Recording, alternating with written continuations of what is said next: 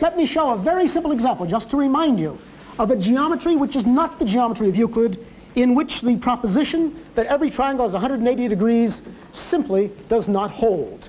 And it's a familiar and an easy geometry, which we know all the time. Imagine this balloon to be a sphere. I will work on part of it only. It will be rather spherical.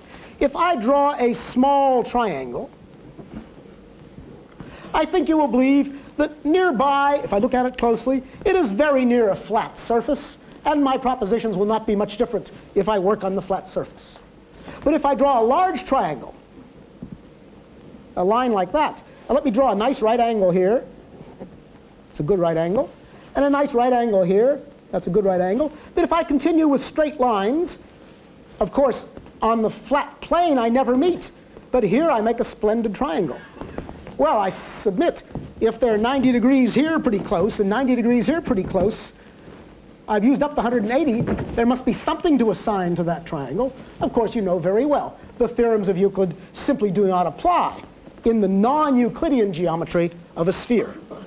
And what determines whether they apply or not, how closely they are approximated, is one thing and one thing alone.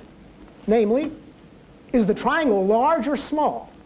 And when I say large or small, I say with respect to what? And of course the answer is quite clear.